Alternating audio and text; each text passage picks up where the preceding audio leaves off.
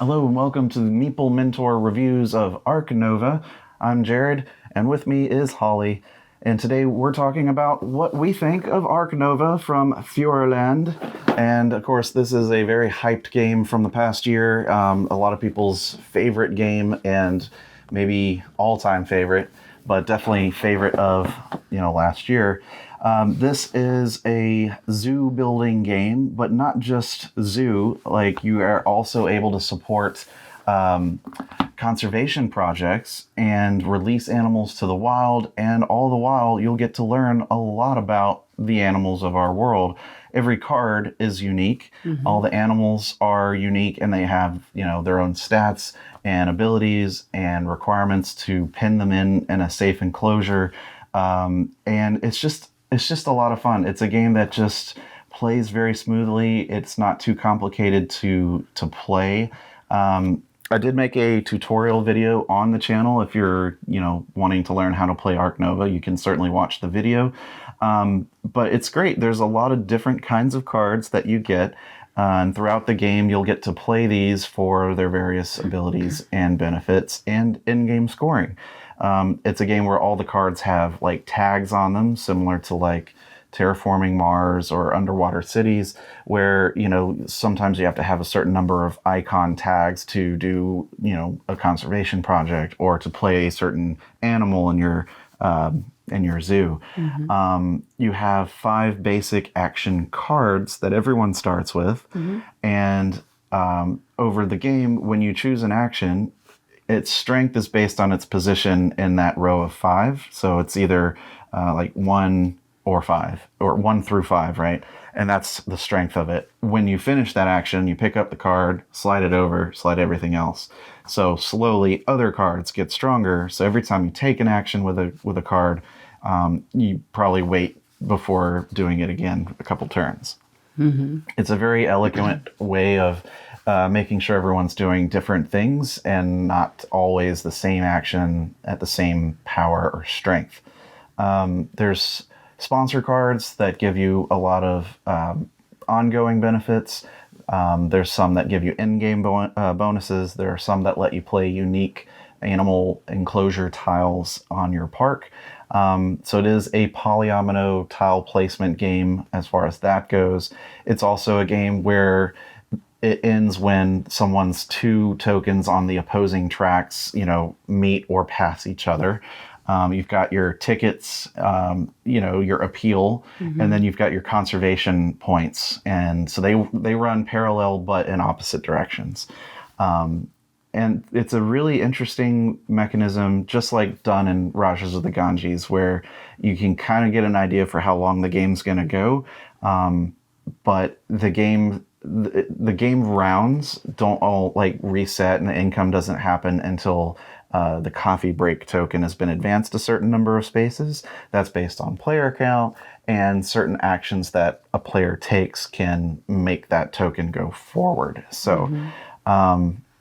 It's a very well designed game. I feel like there's a lot of good things that balance off of each other and make it the strategy always difficult but thoughtful. There's some intelligence that goes into the animals too, mm-hmm. and how many you can place in a given space, how many spaces they need to themselves, such as predators. I don't think you can put predators in the cage with another predator, but herbivores you can. Birds you can. Yeah, there's the special tiles that you can put out there, like the petting zoo, the reptile house, and the aviary. And so, those kinds of things can like occupy the same enclosure.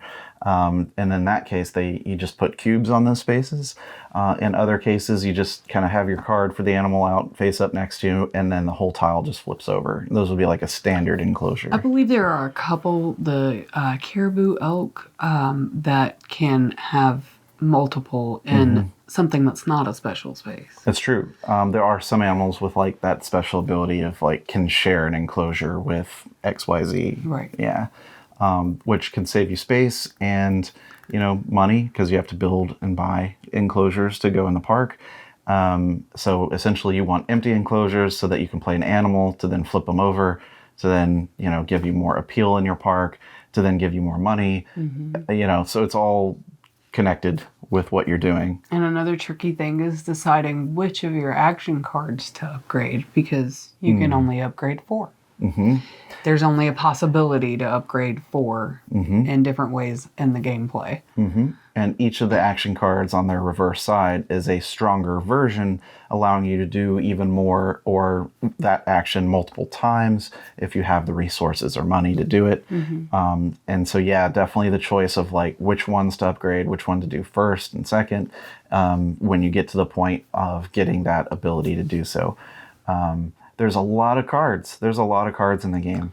A lot. And that's really where the bulk of variability in the game comes from, is what cards come out and what you can play and their various abilities. So your basic gameplay is fairly streamlined, and it's like what you're going to do is very similar. But how you do it and which things you can do from any given turn or any given game are going to be dependent on the cards. And not only which cards, but when they come out and their position on the center track, because you can only acquire so many based on your what they call the reputation level. So there's a lot of these things that you're trying to improve over the game to basically make your action stronger or more flexible in choice.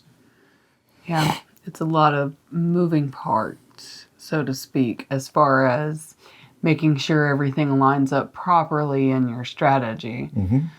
But if it's done right, it's a lot of fun. Even if it's not done right, it's a lot of fun. Yeah, it is a game that you're working really hard throughout to, do things. Like you're making your own park. You're making, your own decisions. It's similar to underwater cities where you have your own thing that you're building up throughout the game. And even if you don't win with enough points, like you still feel like you've accomplished a lot. Yes. For the animals you've made. That's always important to me. Yeah. So even if you lose, like you can still appreciate what you were able to build. And there's not a lot of take that mechanisms in the game. There's some, because there's some cards that might do that, but it'll never last too long, because those take that tokens would go away either after they've been used or when the round resets. And, you may or may not have had to suffer those penalties. So I think it's got just enough and not too much of that sort of messing someone else up.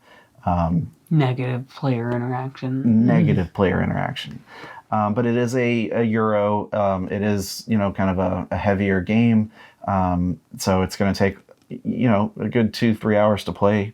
But it plays well, I think, at all player counts, and it is playable solo. So that is optional.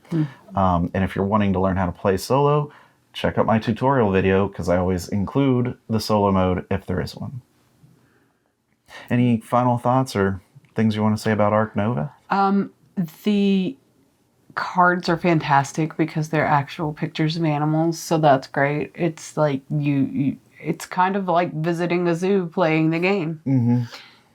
Yeah, and you feel like, you're doing good because, like you're trying to support conservation. You're trying to release animals to the wild, and like you're learning a lot about our world. And there's just a lot of things to like. There really are. It's a great game. I totally get why it's so popular. Me too. I think if you haven't played yet, and you've probably heard the hype, I know that whenever you play a game that is really hyped, that people say like, well, my experience wasn't as hyped as the others, so like it wasn't as good of a game to me. And you have to keep in mind, like, it's going to be different for every player, and you may like it. It may not be like a top tier game for you, but it's certainly really well made and can be a lot of fun.